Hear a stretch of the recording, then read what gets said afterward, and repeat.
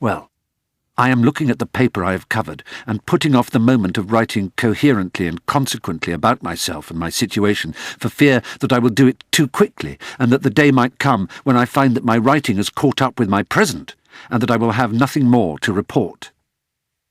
Consequently? Is that what I mean? I mean in historical sequence, but surely consequently isn't the word. Chronologically is what I mean. They do come back to me when I relax.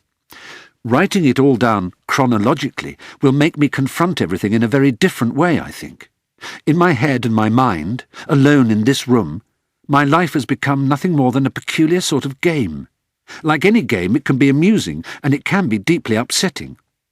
On paper, I suspect that it will take on the quality of a report.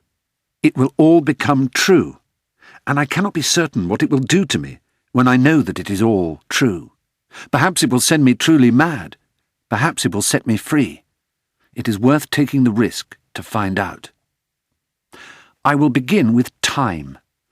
I've taken, I think, 5 hours to write this much. I base all my calculations on shadows and food and counting. I have assumed that breakfast comes at 8 o'clock. It doesn't really matter if it is 8 o'clock or 7 or 9. All that matters is the passing of the hours, not what they are named. When I was in the school choir for a short time before my voice broke, we were taught to read music by interval. It didn't matter whether the first note you sang was called a C or an F. It was all about the jump between the first and the next one, the interval. That's what Julie Andrews taught the children, I'm not going to get cross if I can't remember their names. The girls and boys she taught to sing Do, Re, Mi to. It is more or less the same with me and time. There's a word for it, tonic something. So, let us say that breakfast is 8. If that is true, then lunch is 12:30. I know this, for I have counted the whole stretch of time between breakfast and lunch many times. 1 Mississippi, 2 Mississippi, 3 Mississippi, 4 Mississippi, and so on. That was a very dark period. Over the course of many, many days and weeks, I would lose count somewhere, and the failure would set me weeping for the rest of the day. I began to believe that I was losing count deliberately, because I did not want to be a master of time again. The day did come, however, when I had perfected the art of counting without dropping a stitch, as I called it, and I could be sure that 4.5 hours passed between breakfast and lunch. I discovered that the count, when I was sure of it, was always between 16,000 and 16,500 Mississippis. 16,200 seconds is 4.5 hours, though you would be ashamed of me if you knew how long it took me to be absolutely certain of that simple calculation. Dividing by 60 and then by 60 again ought to be easy, but my brain found it hard to contain all the numbers at once. 16,200. It doesn't really seem like that much when I write it down. 16,200.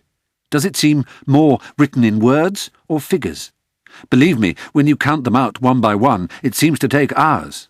Well, it does take hours, of course. 4.5 of them. There is a single high window in this room, and on the other side of it, I've jumped up when trampolining on the bed, there is a tree which I call my larch.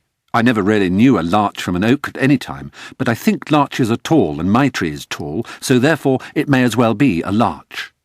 On winter days when the sun is low, I can see its shadow move across the ceiling. I ought to be able to calculate a great deal from this, but I don't know enough about the sun and the earth.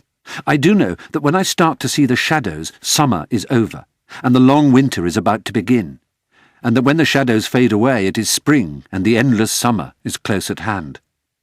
I have attempted, as you might imagine, to count the days and weeks, but something is stopping me. I tried once to mark them off against the wall using my fingernails, but the act of it soon filed them down, and I wasn't able to continue. They always take back the plastic cutlery, and I'm sure that if I were to mark the walls with my felt-tipped pens, they would be permanently confiscated. I could start now on the paper with the prisoner's traditional row of soldiers and a line through them to mark the week, but the truth is, I don't want to know how much time has passed. I cannot tell you how many winters and summers there have been. Sometimes I think it is 3, sometimes as many as 5. There was a time when I thought I could detect when it was Sunday. There would be a brightness outside and an atmosphere inside that made me sure of it. The echo of footsteps seemed to ring differently in the corridors, which I suppose sounds mad. I would say to whoever brought in the food, usually Rolf or Martin, "Happy Sunday," but there was never any response. Once, Martin, who for a short time I had decided was nicer than Rolf, said, "It is Wednesday today," and that upset me greatly for some reason.